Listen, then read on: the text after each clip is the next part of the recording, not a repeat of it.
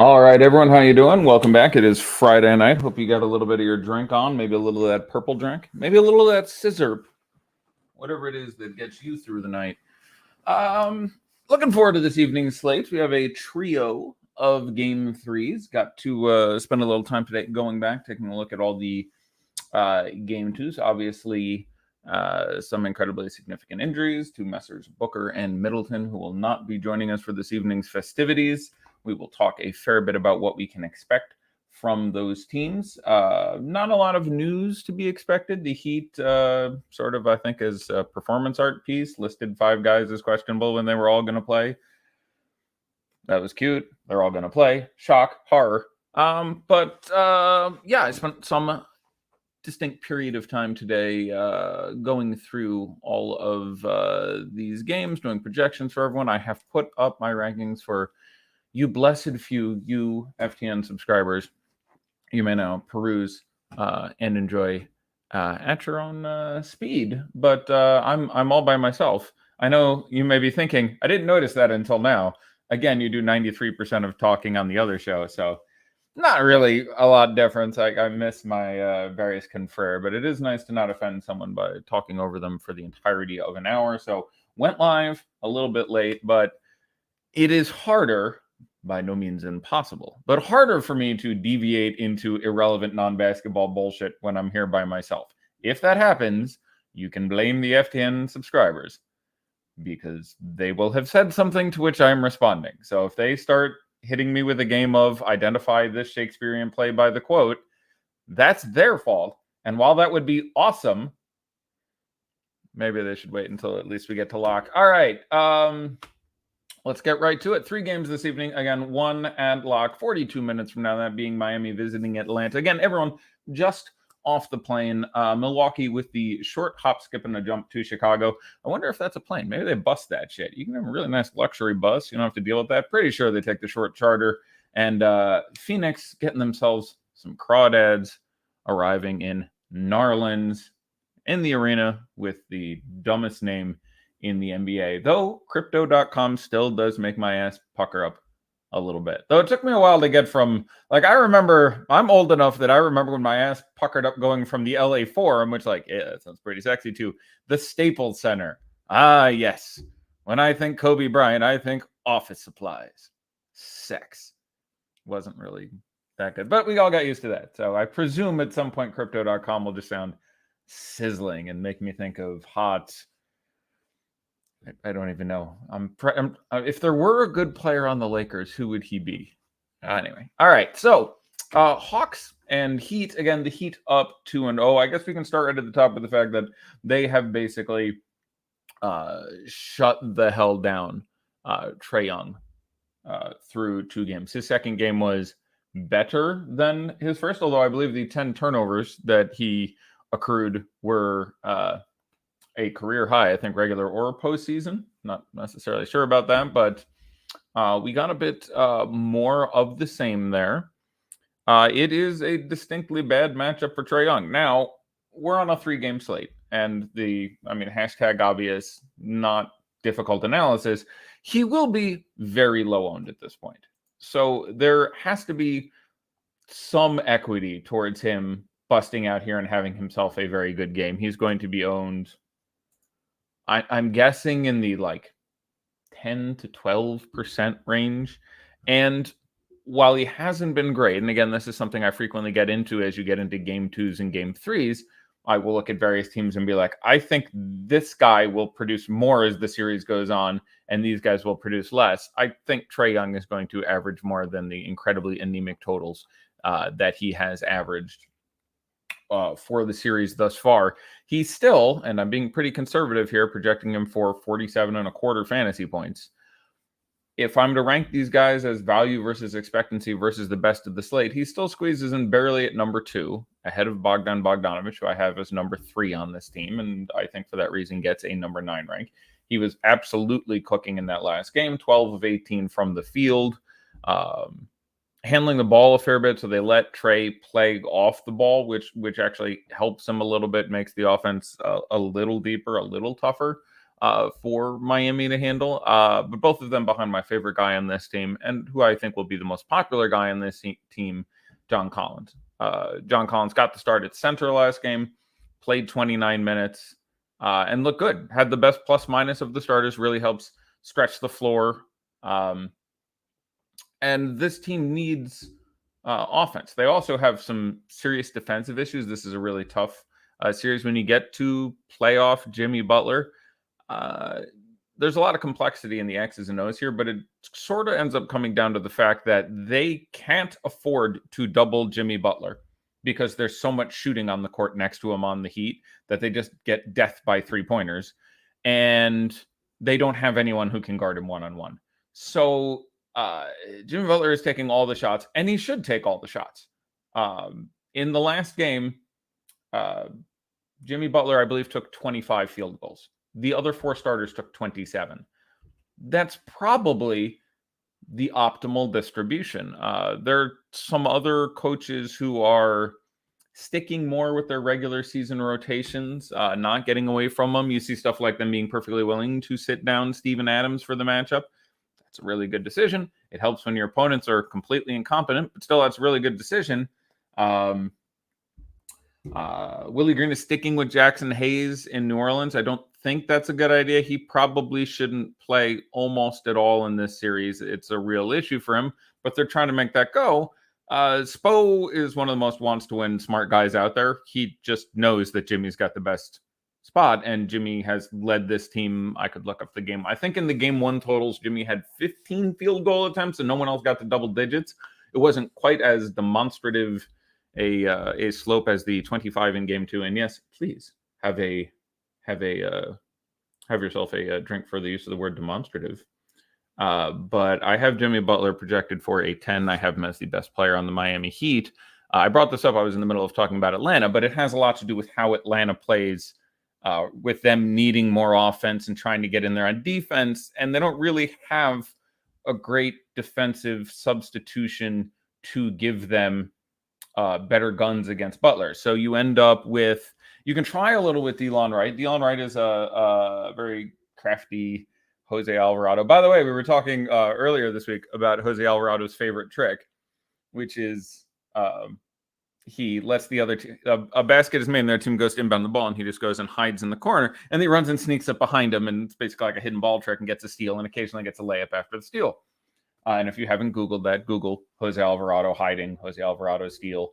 It'll come up. It's really cool. He tried to do that to Chris Paul, and Chris Paul was like, get the fuck. I have been in players' heads since you were in diapers. Get the fuck off my side of the court. Like, Chris Paul is just like, no.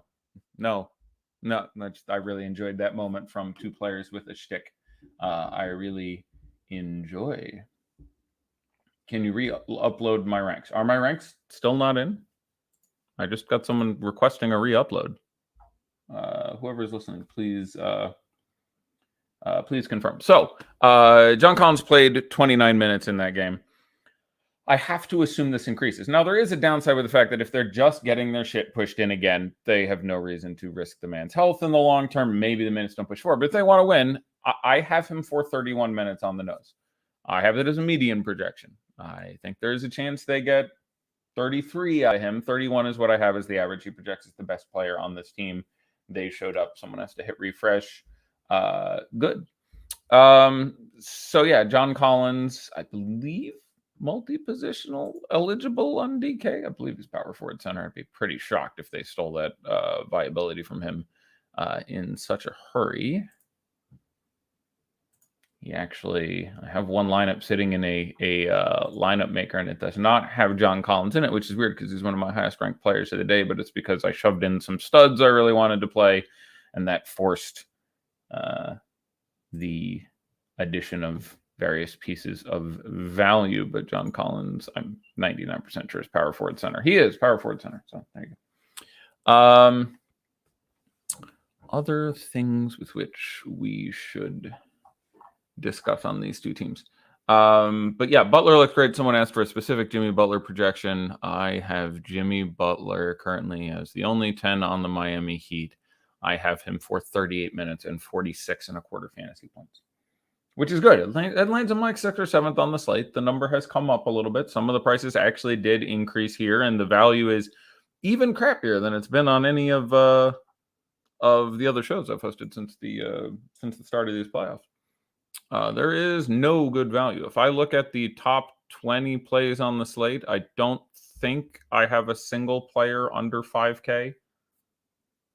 And even of those value guys, it ends up being a tie between like DeAndre Hunter, Kevin Huerter, Cameron Johnson, and they're all like the 20th play on the slate. Value is very difficult to come by. I personally like Landry Shamet a fair bit.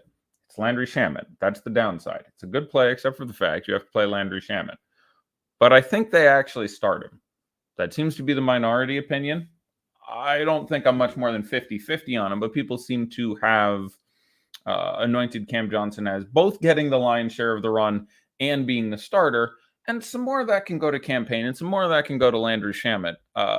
And so if you are able to develop a lineup with the flexibility to take advantage of that, you should do so. So assuming you're playing on a site with late swap, which is basically all of them,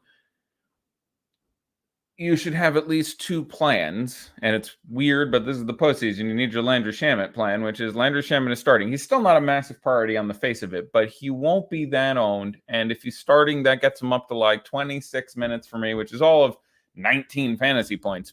But 19 fantasy points for his 3,600 might be really good today. So you want to have a plan for news comes out before 8:30 Eastern, that being 1 hour before the late game. And then plan B, news comes out after 8:30, before 9, regarding the starting lineups. Shamet is perfectly fine to play if he is not starting. Campaign is perfectly fine to play if he is not starting. But there we go. Vincent Robinson and Strus negatively correlate, right? Yes, it is slightly more of a negative correlation between Vincent and Robinson. Playing Vincent and Strus. Okay. Playing Robinson and Strus. Okay.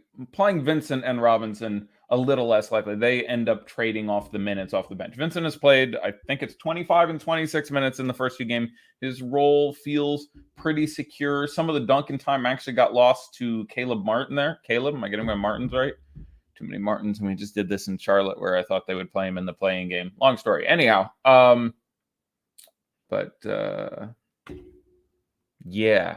So other stuff from this game. I like Tyler Hero plenty. I do think he is a Heat player not named Jimmy Butler, and so this is not necessarily a good spot for him. I kind of like him a little more on DK because I think on FanDuel he fills a couple lineup niches a little more. The price down at 5.9, that psychological price pointing, I think gets people a little more antsy in their pantsies to get another handful of the sneering one, Tyler Hero. But I'm fine to get back there. A lot of them so like Jimmy Butler is legitimately very good. He's a very strong spend up. You should feel happy to get there. I don't think he's going to be under-owned. I think he will be appropriately owned. I'll put that number at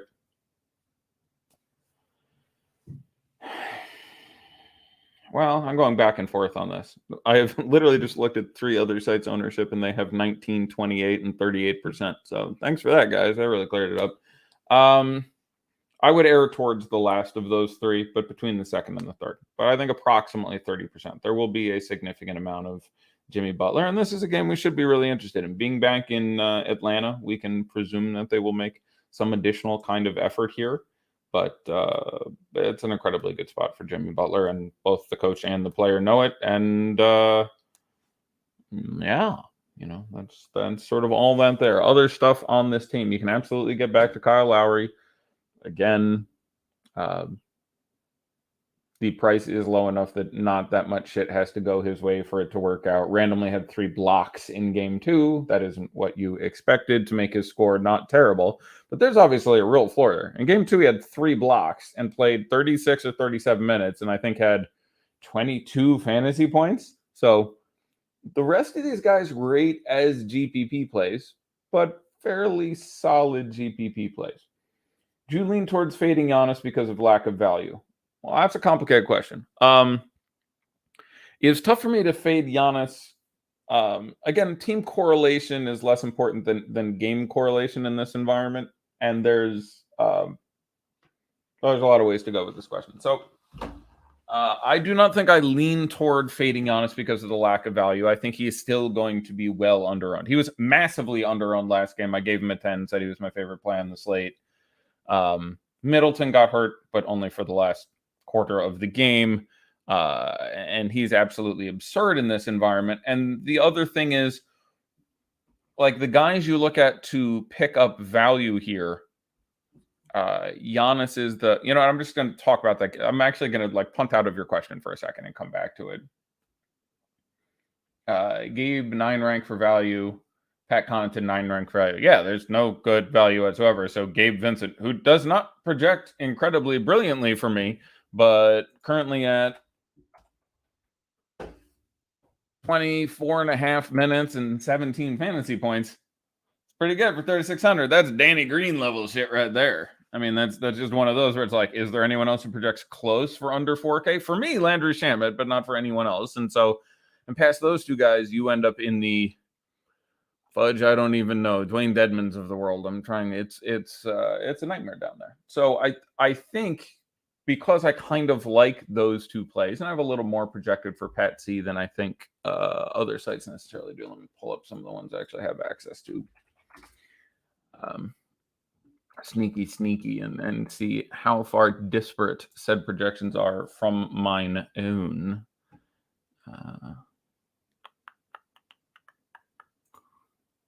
Let's look at some ownership. Yeah, we're all about half on Giannis. So good job there. Heat will start Lowry, Strus, Butler, Tucker, and Adebayo.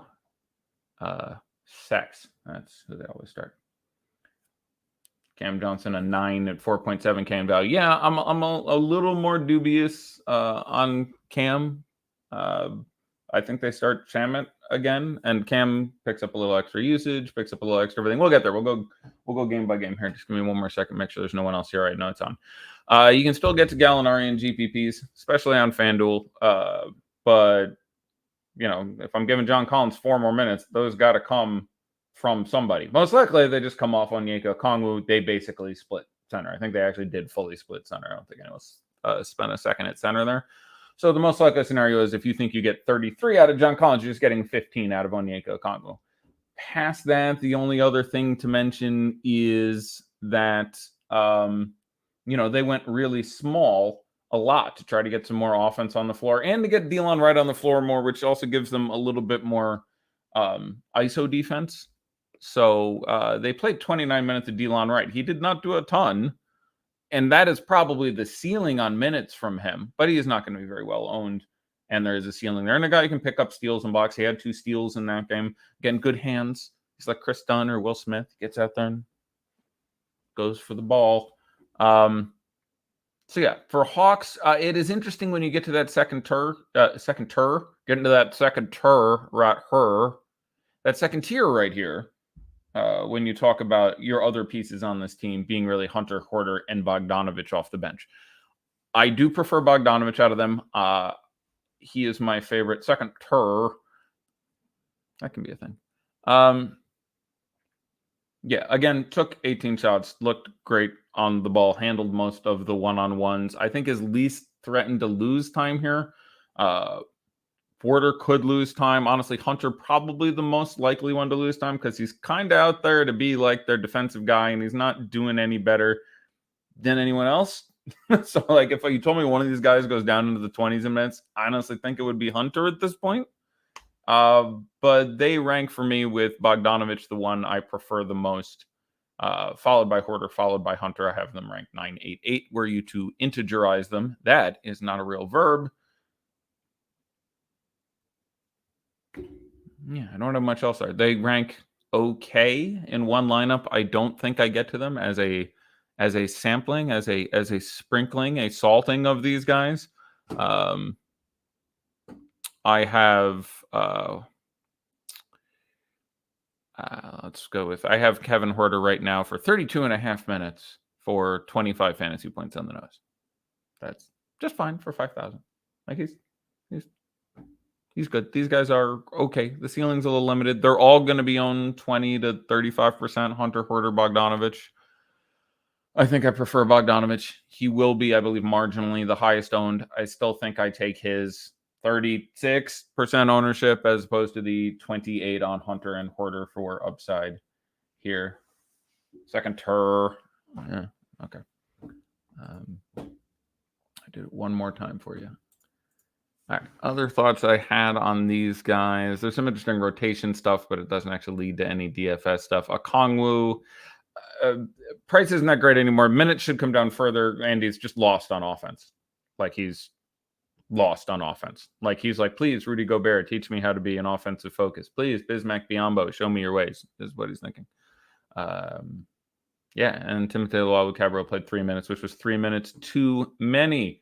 Tucker, again, is, wait for it, better when everyone is in and healthy. I know it's weird. You don't have to understand it. Just trust me. We have 10 years of data. Though I will say there was 2 weeks earlier this year where like everyone was out for the Heat and he was picking up like 6 dimes a game and running the offense out of the high post. And I didn't know what the fuck I was looking at. But basically they're like, can you try Bam's thing? It's like, sure, I'll play Bam. He played Bam okay.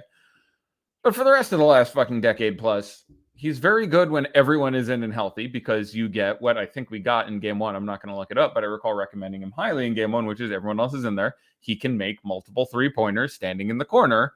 That's where his upside comes from. The steals and the blocks are pretty random. He's going to play hard D and accrue those with roughly the same variegation, regardless as to what's going on the offensive end of the court. The offensive end of the court, on a good game, PJ Tucker takes 5 threes and makes 3 of them. That's more fucking likely when everyone else is around. It's not like when everyone else is out, PJ's like, give me the ball. I'm going to go get 40. He's not that guy. He's not about that life. Butler, we discussed. Adebayo, yeah, I think he's just fine. I think he's 100%. I think 7K is really, really cheap. I think I prefer him in the Adebayo, Lowry, Hero. Someone has to be less shit because I think the ownership is lowest. I don't think the center position that coveted. But all those guys were right on the 8-9 line for me, as in I don't even know where they ended. But they're all, I don't project very well, but I'm going to be, and they're all going to be 7 to 11% owned approximately. That's all probably a little small. So one of the places I would try to get interesting tonight is thinking this game stays close, thinking the offensive talent is a little better. And getting to one of those guys. Bam probably being my favorite. But if I was building, 100 lineups to use nice round numbers, I'd probably have 20 Bam, 15 Hero, and 12 Lowry. And I suspect that would put me over the field on all those guys. I think I would probably end up over on Trey too. That is tough, but getting heavy on this game, it's hard to look at it elsewhere. But I would make sure to at least correlate those with John Collins. Let's see. Past that, Strus is absolutely in play, has looked good and had very decent usage when he's out there. The minutes are obviously up and down and all over the place. Any strong lean between Paul and Butler? No, I don't have a strong lean between Paul and Butler. I think game correlation is enough that that's where your strong lean should come from. Again, all these games moving to on the road and also removing Middleton, removing Booker. We have some, I'm curious where the lines ended up on these. Normally this is a part of my research, but I would assume that these games are pretty goddamn close in the lines on them tonight. I would think 2, 4, and 2, 3, and 2.5. Yeah, like I hadn't looked at this because just in my head I was like, yeah, I can ignore that at this point. Like I care about the over-unders. I care about the pace. But these games are going to be pretty goddamn close right now. So because of that, you're again more interested in finding a game that is superlative. So yeah, Butler CP3 is going to come down to an ownership question. Is something there? I think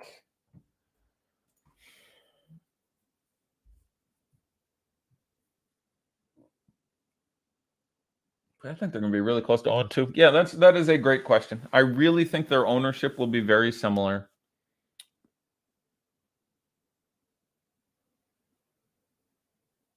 I mean, I can give you my numbers, but they're going to be within a very close margin as well. I have Chris Paul for 48 DraftKings points. I have Jimmy Butler last run. I just changed up a minute or two here or there at 46.75.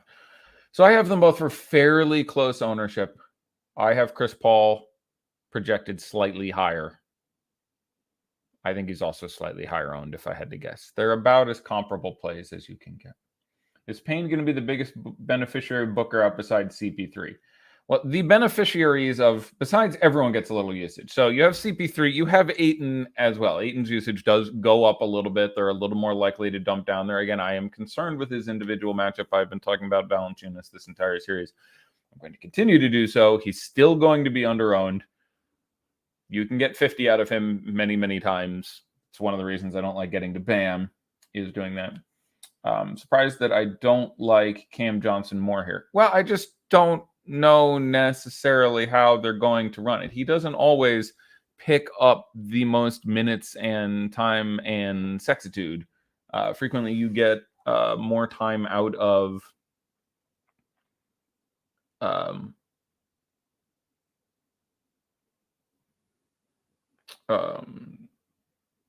don't think you necessarily get more time out of Johnson. And this is just going to come down to starters. It's interesting who exactly they're going to close with.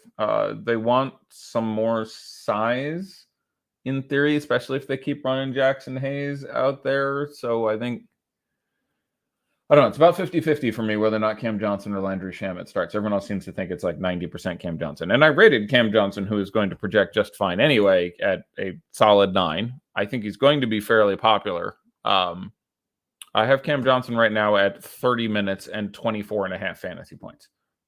That's perfectly equitable for 4,700, but it's only a red cunt hair, as the saying goes, better than all those secondary Atlanta guys. And I suspect the ownership may get a little bit out of hand. I think he may end up being like 40-45% owned.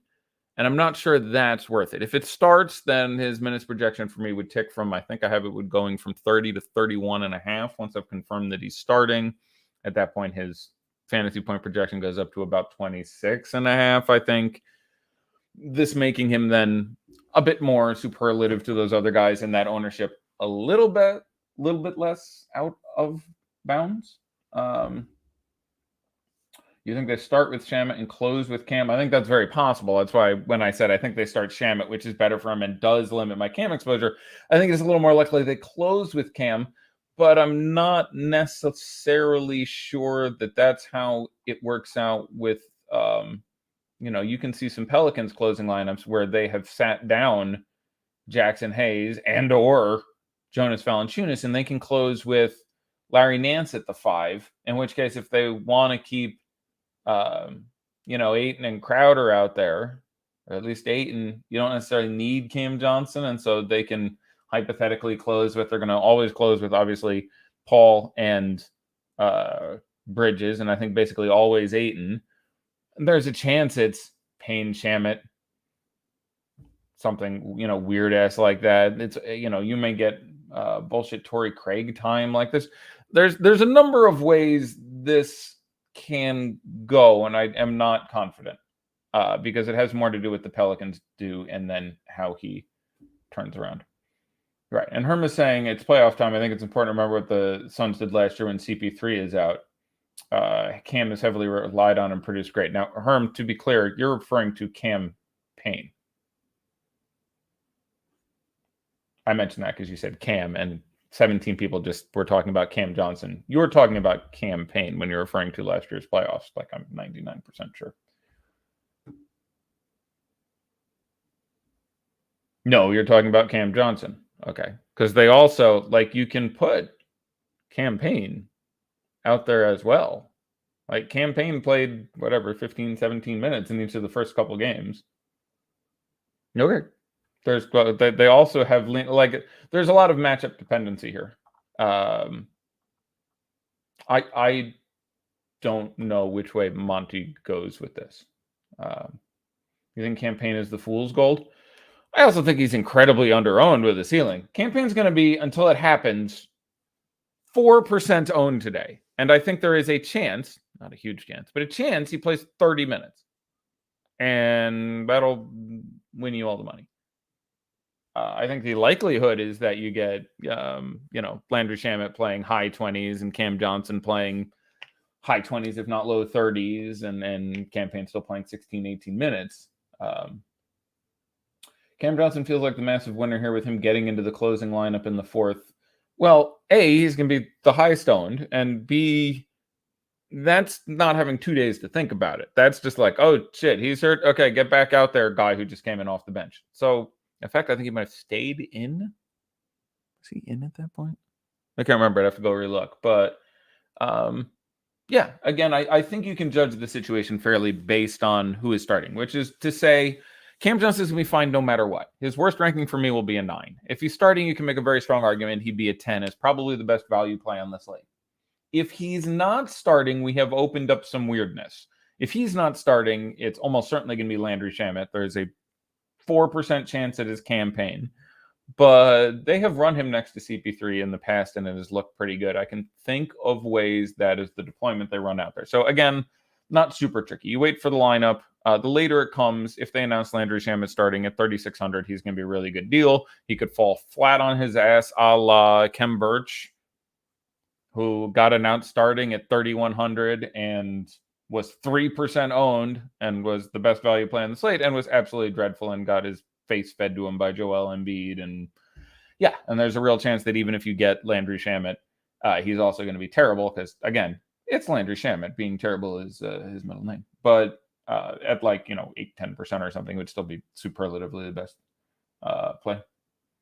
You like Nance quite a bit. Value sucks. A 4.2K dude who can put up 40 in 22 minutes or whatever is huge. Yeah, and there's a number of lineups in which he gets out there. I was a big fan of $3,400 Lance. We actually got in, I think we had a 50K winner based on Lance the first night, and he's had another successful one since then. And he's really, he looks good for the first time in a couple years. Like, the rest has done him well. Even this last game, he only played 22 minutes. I think it was somewhere in that range, but he had approximately that many fantasy points.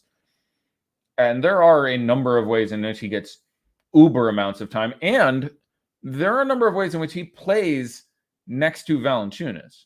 Like, they have done that for some period of time. They can go with a lineup where they put Hayes' ass on the bench, which they should do anyway. I like Jackson Hayes, but he's a rim runner and not a fuck ton else. He fouls too much. He's not terribly good on ball or off ball. Like, he probably really just shouldn't be playing in this series. Larry Nance should probably be playing 30 whatever minutes. They should move Herbie up to the 3.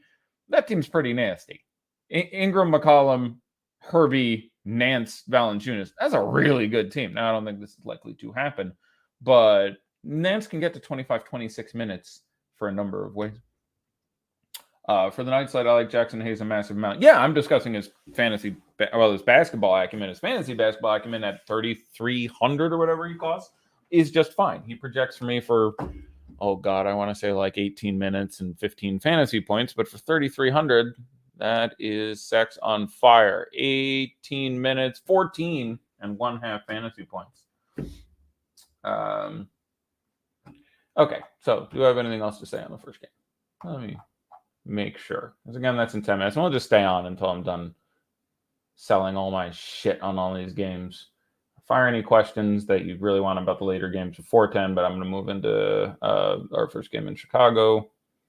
I don't think I have anything else that isn't fairly obvious. Someone asked for a deal on right projection a couple times. Again, this is very variable. I have him at 23 minutes and 16 3/4 fantasy points. That could be 14 or 30. So keep that in mind, which is good. If you're playing guys in GPPs, you want that to be as random as possible. Why not both Shamet and Cam? You can play both Shamet and Cam. In no way meant to suggest you couldn't. You absolutely can. So feel free to put Cam in your lineup and then have a Shamet spot that turns into I don't even know in that late game if he doesn't play. It ain't gonna be pretty. But if you can utility it, then sure. Nance, if you left some money on the table, Jackson. Those are certainly worse plays than that could go. Crowder and Johnson, okay to pair. Yeah, again, we're skipping the second game again, which is kind of annoying. Tonight's the first night I like Crowder.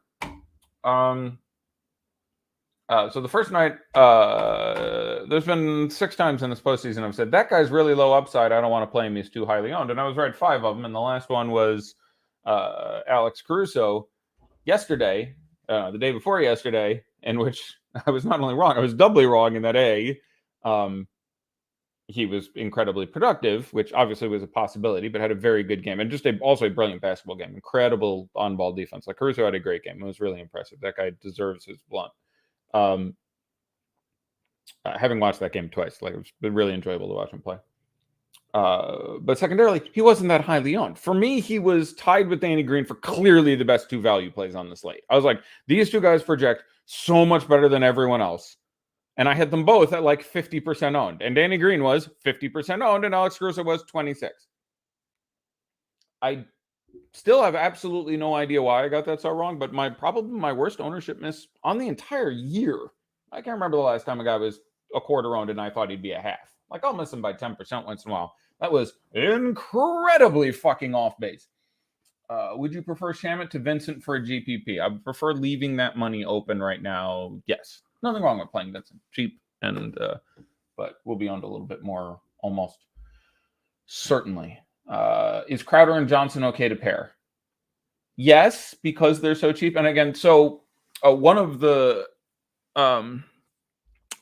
adjustments that you saw out of the Pelicans in game 2 was they started to leave Crowder alone to double up on Paul and Booker when he was out there, and Ayton, and they were just like, yeah, we're gonna, like, Jay Crowder is not a massive offensive weapon. So game 1, I think he took like 1 shot or 2 shots. He had 1 fantasy point in the first half. I remember looking at his box score at like halftime, and his line was 1 point and no other stuff. Like, he was remarkably anemic, and he's always going to be. He's very similar to PJ Tucker in this way. He's not going to run out and take like 18 shots. They're probably better off basically not guarding him. Like, you don't ignore him, but you double off him a lot, and they doubled off him a lot, and they won game 2, the Pelicans. So I expect them to leave Jay Crowder open again, and he still wasn't good in game 2, so I don't think anybody's really going to own the guy. 5.6 rebounds, an assist, 4 stocks, and it wasn't too bad, but I don't think a lot of people get back to our guy. And today's the first day I'm like, yeah, let's go with some Jay Crowder. I think he's low teens, and the price is still right. So, I mean, the price isn't right. 5K is too much for Jay Crowder. He was 4,200 at the beginning of the series. But for all those reasons, yeah, it's more likely than any other night in this postseason, certainly, that Jay Crowder randomly drops 30 for you. All right, so things that let's see, anything on my notes from Chicago and Milwaukee that seems critically important to say in the next 7 minutes, then we can talk about it for a little longer. Middleton out does a lot of things. A, the game is much closer. B, I am a fan of getting to Giannis if at all you can. He will be significantly owned. I expect that number to be probably a little more than half. I would probably want more, although that may be as fragile as just seeing a couple value pieces other people don't. But it is very hard for me. I have Giannis with almost his best projection of the year for me. I have him for, I don't even know, I guess like 13 more fantasy points than the next highest player. I have Giannis for 68.25. I have the next highest player for 51. If he's 70% on having a conversation. But if I'm correct and he's like 50% on Hawks Heat to be delayed Friday after a suspicious package was reportedly found outside State Farm Arena. Okay, so we are 5 minutes from this. We have now entered the possibility, and this is where we make money, that this game is postponed or suspended. You should probably take everyone out if you possibly can. They will not move the lock back. I'm watching. They will not move the lock back almost certainly. There's some chance the slate will not lock. I will get in. I didn't think I was going to have to look at news tonight. There basically should have been 0 news. There was no player news. I'm going to have to start getting into this. So I don't have an explosives tweet deck column, but it is probably the smart thing to do right now to take everyone from that game out of your lineup. The cream dream scenario is that game does not play and the other 2 do. We had this with the Bucks in the playoffs. Risky, you will free roll if the game suspended. 100% they will go 0 net loss. Right. So I think it's I don't know if Herm is just, if you take out Hawks Heat, you are playing 2-game slate versus a 3-game slate. Yeah, but who do you really want from that game? Like, I want Jimmy Butler, right? Like, it is risky, but in my opinion, you have 2 bailouts. One is they delay the launch of the slate, which again, we will be looking for news. But one possibility is they delay the launch. Collins, yeah. I mean, you don't want Delon, but Collins is the real thing. So let's discuss this. You have the out that they delay the launch of the slate, and you've risked nothing. Your scenario is potentially it gets delayed. And again, feel free to have... Sorry, I'm getting a lot of messages. It appears that it's going to play.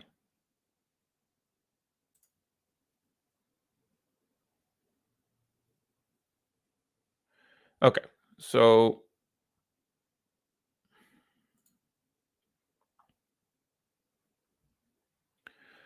All right, so here's the variables. Sorry for speaking incomplete thoughts.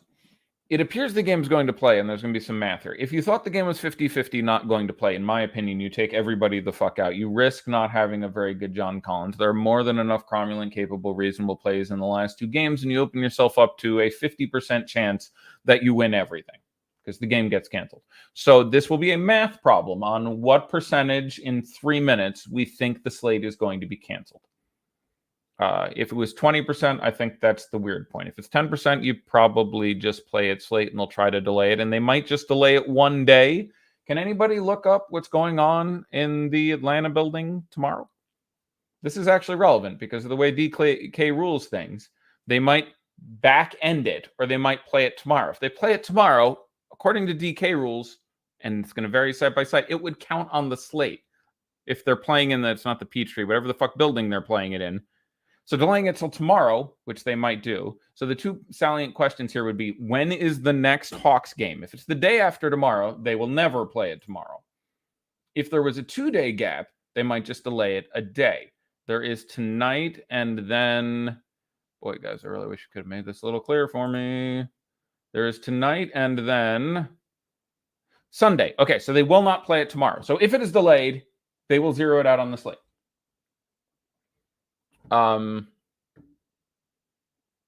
Nothing scheduled tomorrow. Journey concert Monday. Ooh, well, fuck the NBA. Don't stop believing, everybody. But they won't delay it and play it tomorrow. They will not give them a back-to-back in the pro season. I don't think. That would be incredibly fucking weird. So I'm going to put my head down in the news and try to find something. For right now, I think you play it straight because it appears that the package has been removed. So I don't believe there is a pending security issue.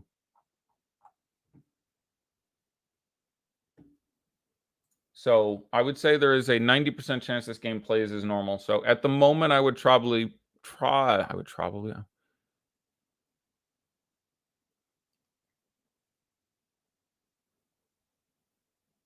Pardon me stumbling over my words. I want to make sure we get this right. At the moment, I would probably play it on its face.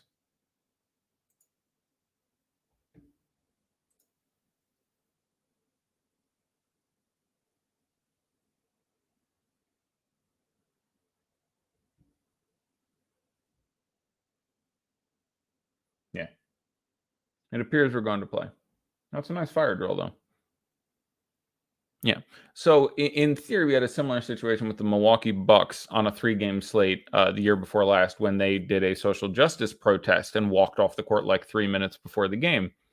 And potentially was going to be an amazing free roll. But then the other 2 teams and the other 2 games, the other 5 teams in support of them also did not play, and the slate got scrubbed. But that can be where you make all the money. It looks like about a 7:45 start. I assume this slate is going to lock.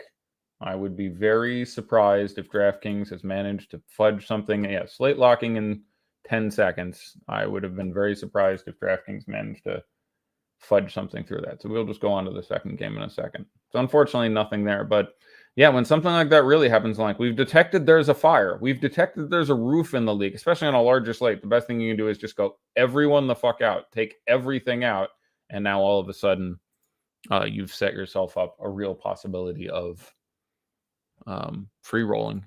And I mean, better than free rolling, where 50% of the lineups have a dead person in them.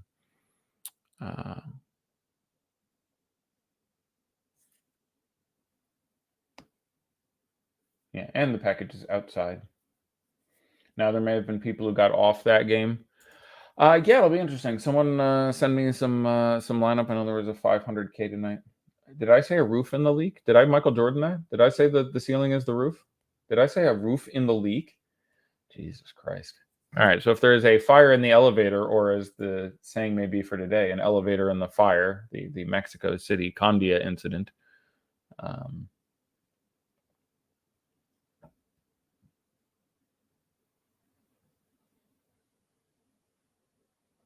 It wasn't 3 minutes, it was like 6. But yeah, I don't think it will radically change the numbers. Okay, ownership just came in. What do we got? What'd y'all send me?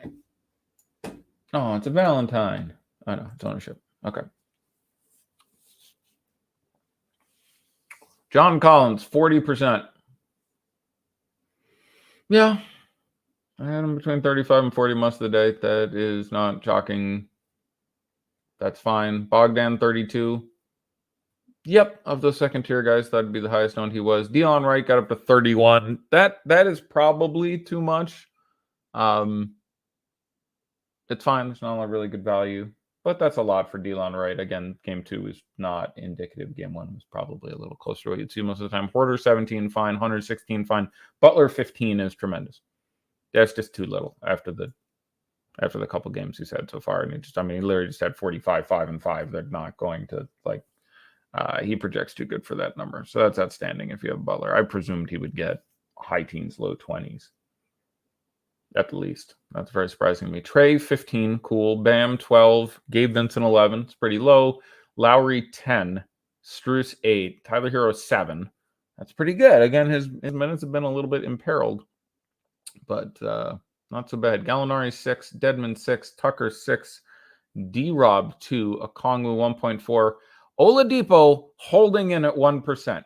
We are 3 games into the series. The guy has been hurt and or a non-factor for several years now, but he had one good game last week. So apparently people are just Eddie, you have Delon Wright 44% owned in my single entry. Would you have faded him at that ownership? Yes. If you're telling me now I can have Delon Wright or not have him in a single entry at 44% ownership, I would have taken less. Like he wasn't even that good last game with eventual production. He played, I'll look it up. He played almost 30 minutes and took like 5 shots and 29 minutes, 3, 4, 5 from the field, 3 assists, 2 steals. Excuse me. 2 assists, 2 steals, 3 rebounds, 9 points, 2 turnovers, 1 3-pointer. So DK, that's 8.5, 7.5, 11.5, 14.5, 18.25 in 29 minutes. Like, he's fine. The value is garbage, but you generally don't want any of that if he's up in the mid-40s almost every time. Again, and if I go back and look at, say, game 1, which, again, same personnel. Again, there was a blowout in this game, and they actually limited minutes more on these guys. But you still had Delon Wright, 21 minutes, 5 points, 2 rebounds, 2 steals, 6 assists. So again, he got 2 steals in both games, and still wasn't good in either one. That would be, I think, if I'm eyeballing that right, 19 fantasy points in 21 minutes. So, he projected again for me about 23 minutes and 17 fantasy points or something like that. That's fine. But no, I would not want him at 44%. If you could tell me I could go back and build a lineup with him or without him right now, I would go without him. Keeping an eye on everyone's package. But let's continue to move on and talk about that second game a little more. Really impressive game by the Bulls in game 2 of that series. I picked the Bucks to sweep that series for a couple reasons. One, how they looked head to head. against Milwaukee during the regular season, where I picked Milwaukee to sweep for how the Bulls looked against them in the regular season, how badly they ended the season. I think against the top 4 teams in the East, they finished 1-15, and I just didn't think they would get there. And I can cry Middleton, but in fairness, they were, I believe, ahead in that game by 2 or 3 points when Middleton got hurt. So they were having a tremendous game. Let's try to break this down.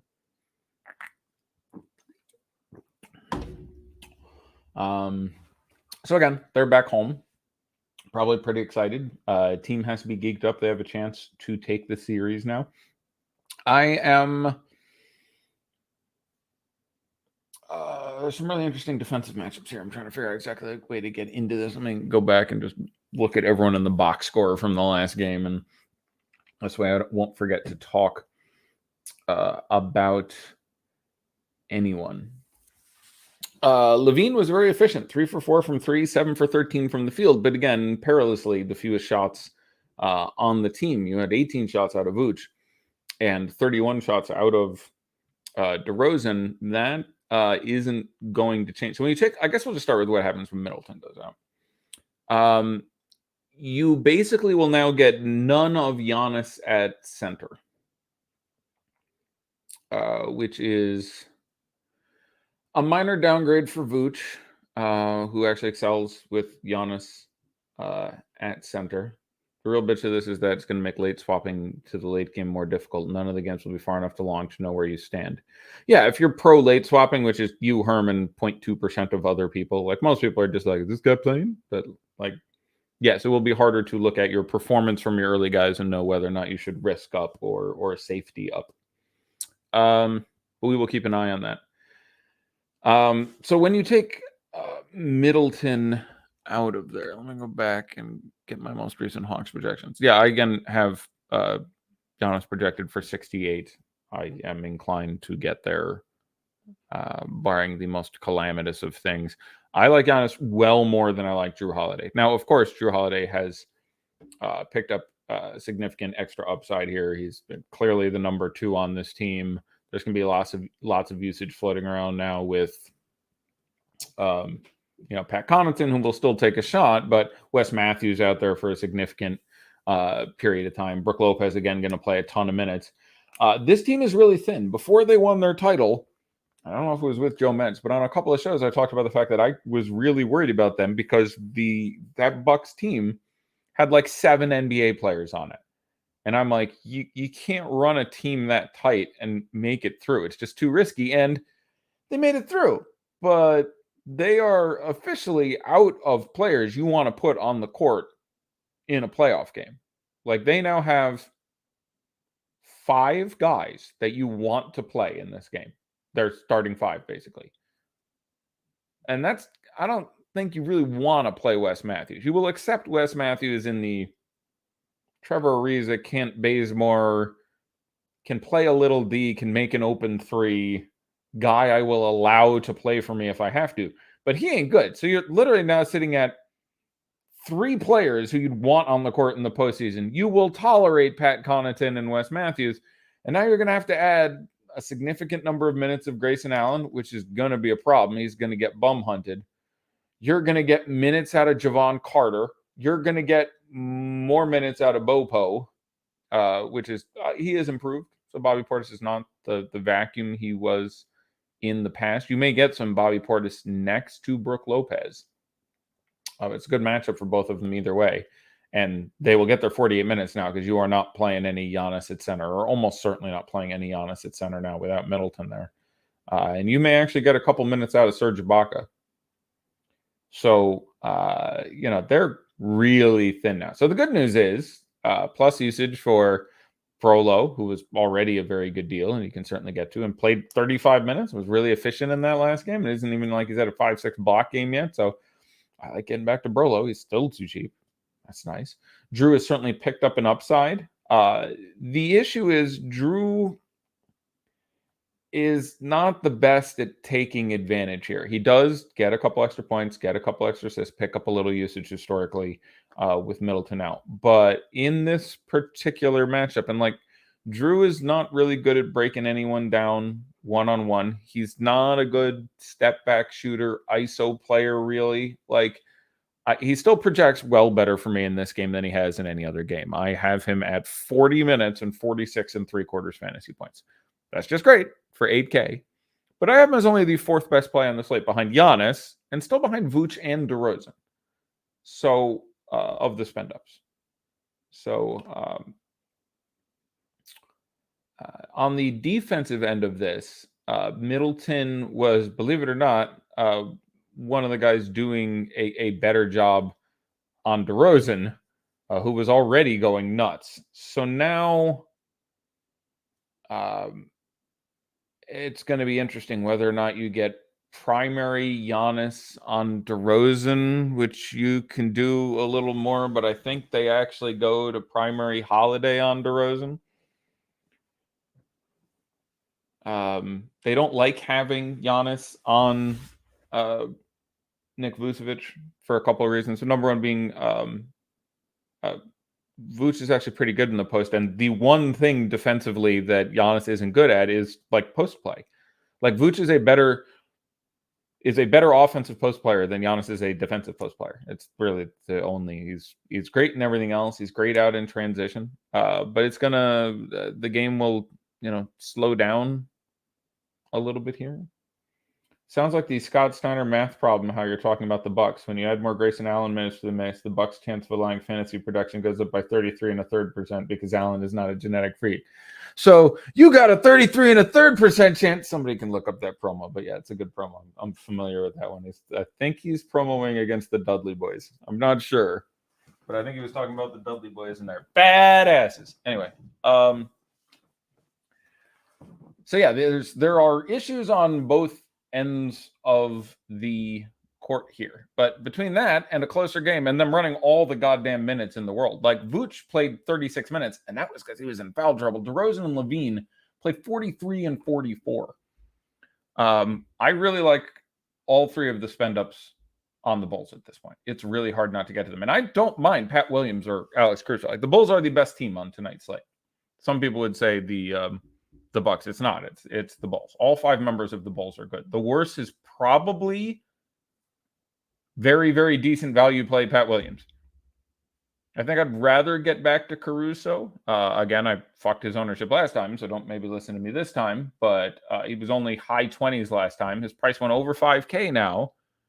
I think it still goes up slightly, but I still think he's like 30%. And he was close to having a monster game last time. Only shot 3 for 7 from the field. He missed 2 open threes in the last few minutes. That would have been worth 5 additional fantasy points for him, which would have put him over 40. And they're not taking time away from him now. So, yeah, the Bulls project outstanding for me. Let me go through my individual notes and see if there's a lot here on who's going to guard who and how, but doesn't seem incredibly relevant. As far as like actual value, I have them ranked Vooch, DeRozan, Levine. As far as what I want to play in a GPP, they're really close because Vooch is going to be the highest owned, and then DeRozan. Levine will get owned a fair bit, especially because of the positional flexibility. He's down to 7,300, and he's guard forward at this point. Zach Levine looks pretty good. Pat Will Nance. It's interesting for me that again sort of comes down to a correlation question. I have Patrick Williams projected for 20 and 3/4 fantasy points. I have Larry Nance projected for 19 and 3/4 fantasy points. So I have Pat Williams for a fantasy point more. I think he's also much higher owned. Larry Nance is 5%. Pat Williams is coming off what for him passes certainly for a big game. I think he's 20 odd. So that would come down to me for correlation and causation, I guess. Yeah, but so Brolo still looks good. Holiday, again, looks fine. He projects very well for me. I just think he's going to be... I think they're both going to be extremely owned, approximately similarly owned. I think it is much more likely Drew Holiday fails than Giannis. If for no other reason than they have a guy close to 2 who can guard Drew Holiday really well. They have no one who can guard Giannis. I don't know if there's anyone in the league who can guard Giannis. And the the price differential is relevant there, but they both look great. I think Giannis will be owned more than Drew, to be clear. So that does help a little bit, but I would still probably rather get over on that. As far as the other guys, the best of the value plays for me, if we are to eschew Brook Lopez from that listing, is Pat Connaughton pretty clearly. I have 28 minutes and 20.5 fantasy points in my most recent run. That's very good for 4K. He will be incredibly highly owned, depending on when we get starting lineup. Gut feeling whether it's optimal to play 2 Bulls or all 3. My gut feel would be 2. Especially if you almost completely faded game 1 except for Collins. Yes, my gut feel would be that 2 is the right number there, because like you want to play Giannis, and then how the fuck do you do it? Like you can play the 3 and Drew, maybe, but it's that's a bit sticky. I have a lot more notes, but I'm trying to not throw shit at you that doesn't help you. You can certainly get back to Portis. I think Portis is going to be like 5-6% owned, and there's an absolutely real upside here, and he's going to spend a significant amount of time out there next to Brook Lopez. So Portis is a guy who always has GPP upside. Not enough people are going to get there. Not enough people will understand how much time they have to spend next to each other now. So that's a real winner. You can play Wesley Matthews. It's Wesley Matthews, again, very Landry Shamet-y. More people will get there than Shamet, and it's $500 more, and he's actually probably a little bit worse even. But you could certainly get to Wes Matthews. He got ranked. He's playable. It'll be interesting to see, whether or not you get Jordan Nwora or Javon Carter or where the rest of that goes. It'll be interesting to see how much time they get for Grayson Allen. He has not looked good. I think they try not to give Grayson Allen more time than they need to. So I have him only at 23 minutes. I have seen other people with like 28, 29 minutes. That is, I have him for less than that. I think they will spread it out a little bit more. I just don't think they're going to give Grayson Allen that kind of time. Thoughts Herb Jones on FanDuel 4,500. I like him a lot. I like him more at that price on FanDuel than I like him on DK, and I give him a perfectly tolerable ranking on DraftKings. He's going to continue to play 35 odd minutes. He's not going to be the one who's played off the court. He's always going to be out there. One of your, like, if you have an issue with Chris Paul, it's that he's going to see just constant Herbie now, and Herbie is very, very good defensively. Like, it is a very real limitation. Now, Chris Paul is the absolute best player maybe in the history of the NBA of getting the switch he wants. So if there's anyone who can deal with it, it's Chris fucking Paul. But Payne or Shamet for you? I probably actually have campaigned for more fantasy points than Shamet, so it would come down to price on those guys, but you're a FanDuel player and I don't know the differential there. So I have Payne for a half a fantasy point higher. So I would rather play Payne than Shamet, and the ownership will be gone. Earlier you mentioned Jackson Hayes is a bad NBA play. Do you see him as a bad DFS play, better or worse than Trey Murphy? No, he's a pretty good DFS play. They have stuck with him, which I've heard a couple people other than myself mention the same thing, is sort of curious he shouldn't be out there. He's not great with his hands. There's foul trouble. He makes defensive mistakes. He can't really shoot, so he's sort of just rim running and grabbing rebounds, and just like, you should play more Trey Murphy or Jose Alvarado or Larry Nance. Instead, basically all four of those guys are playing 20 minutes. I would rather have Jackson Hayes in this matchup than Najee Marshall. I would rather have Jackson Hayes in this matchup than Devontae Graham. So it could be worse, but and Devontae Graham's getting paid, so that's sort of a thing. Minutes projection for Tory Craig. I have 15 right now. That puts him in play. He has been leaned on in the playoff by a number of teams in the past. I do not think he is the guy they go to more here, but stranger things have happened. They're getting 24 minutes of Tory Craig, but I have, I think, 15 and a half minutes and 10 and a quarter fantasy points. Connington and CP3 or CJ McCollum and Payne. Connington and CP3 is going to project well higher. CJ and Payne is going to be way, way, way less owned. And like if you play the chalk in that and it goes that way, you're absolutely going to win yourself a tournament. But again, there is a reason they do project worse. It will be interesting to see how Phoenix aligns themselves defensively with whomever they start. So they have actually, somewhat surprisingly, put the majority of McCall Bridges' time and Marge's effort and cover and swaps have been on McCollum, which is one of the reasons that he's been somewhat inefficient by his standards. One of the reasons you got an absolutely insane Brandon Ingram game out of game 2. I love Brandon Ingram game 1, where he got a little bit more McCall Bridges, who again, like when you're talking about him and Herbie, these are the best defenders in the NBA.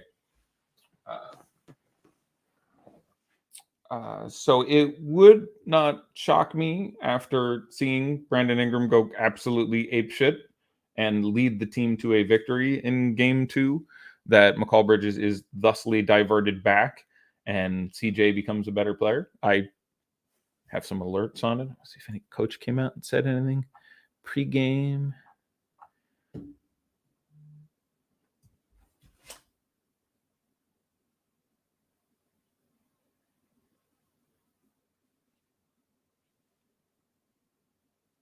It's a message from my wife. If I don't respond promptly, I could be beaten.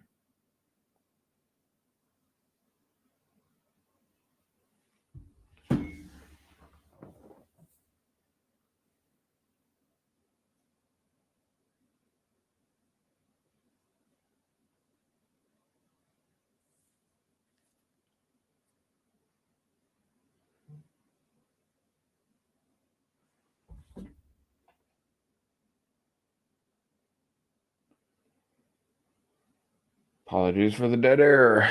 The misses. All right, let's see what else we have.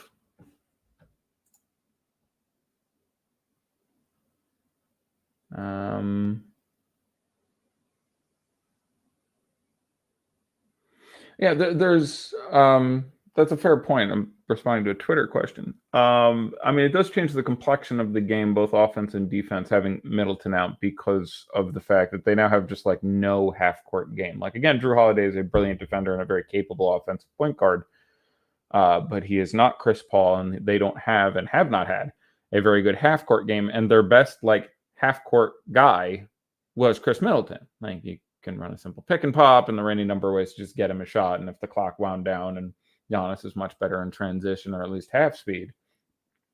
So it really affects things on that end. And then Middleton can do a capable job on DeMar DeRozan, who looked like Michael Jordan, frankly, in that last game. Like that was just an incredibly impressive game out of DeRozan on both ends. And now he can slack a little more on the defensive end. Missed both of his 3-pointers. But it's Middleton being out is an incredibly important thing. DK large field, can you run Portis and Giannis together? Yep. It's no problem whatsoever. Like Portis, if he just gets there, is going to be good. Like Giannis is going to be A, very highly owned, and B, look incredibly good. So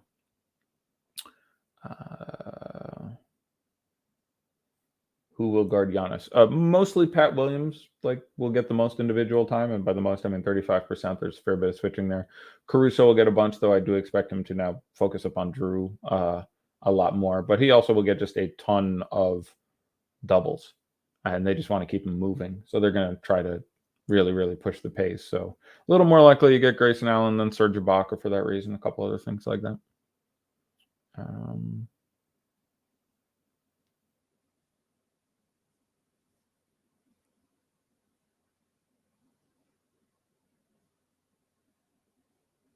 Yeah, I think we covered everything there. And then going through notes on the last game.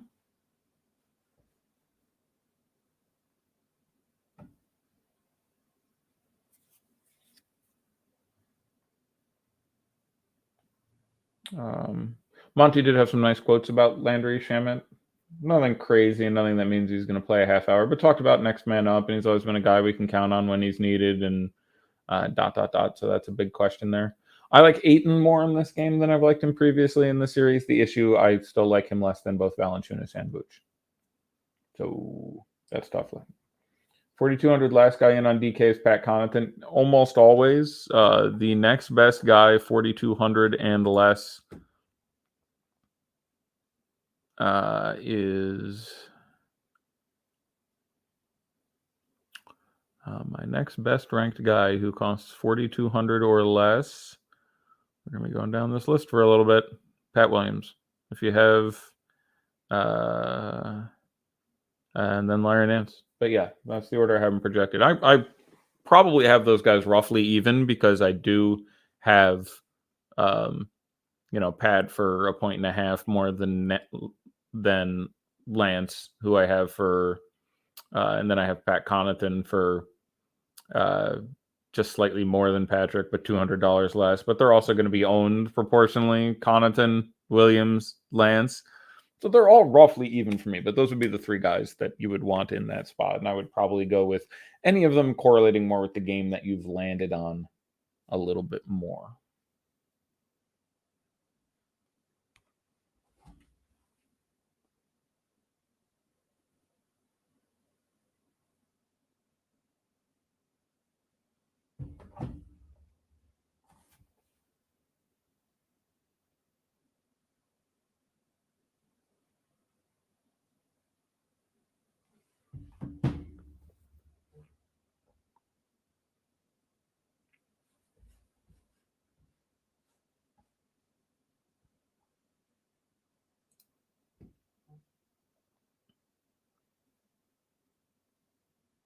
You think McCollum comes in under 15% ownership tonight? I do. It's going to be close because, again, it's a really small slate.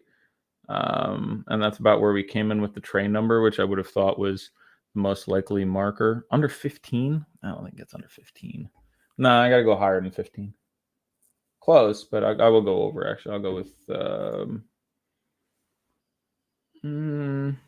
I'll go with 19 and a half, 20.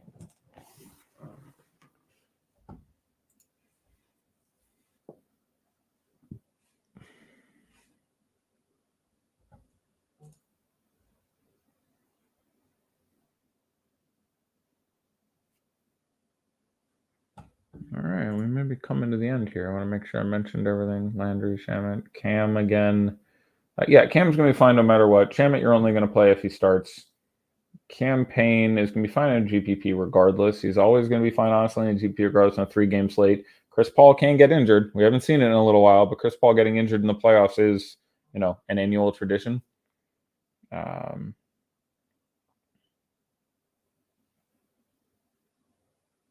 Yeah, Herb still plays a ton of minutes. So yeah, Jackson Hayes, Trey, Lance. Yeah, I think we have someone says Lopez or Caruso. I'm gonna have Lopez projected higher by a fair amount. I have Lopez for 29 fantasy points on the nose. I have Caruso for 25 and a quarter. And I goosed Caruso a little bit for matchup and a couple other things. I think his raw number came in at 24 and some change. So, I mean, Lopez projects well higher. Frank Lopez was destroyed by Tony Montana and then hired as, yeah, we're talking about Scarface. I like that. No Shakespeare quotes came in. Okay, thanks to my friend Tommy for coming in and hosting the show, or at least producing the show, so to speak. Sorry, it was just me by my lonesome here, and sorry if I jumped the gun on that Hawks and Heat news, but I just saw a potential advantage. But yeah, ideally, I mean, that's always sort of the math question there, is that even if like it gets canceled, you're probably massively profiting if you have no one there, and if you're not, you're probably free rolling. How many bucks is too many? It depends who the Bucks are. Like, if you were trying to do, you know what I'm saying? Like, I generally think my fourth buck isn't going to feel too good no matter who it is. But I don't really think I care much who the three are. Like, if you told me you were playing Giannis, Holiday, anyone, I don't think I mind that lineup. 4 would feel weird, especially with how much I like the Bulls, and they make sense as a correlation play. So I'm guessing your fourth buck would generally feel wrong for me. 2 is probably the number I would really like to have. Yeah, they are delayed. Again, there is nothing we can do about it now, but you're very possibly free rolling. All right, so I think we are clear. Do I have Brooks scoring more points than Portis? I believe I have. I assume you mean Brooks. I have. Yes, I have Brooks scoring several more points than Portis. 2.25. All right, that is it. So on behalf of the rest of the FTN team, I believe I swapped off tomorrow to come on today. I wasn't supposed to be on today, so I think I'll now be off tomorrow, but back on Sunday with my good friend Zach. So thanks, everyone. I will be in the Discord for a while, and best of luck in your contests. Good night now. Let's get these beans.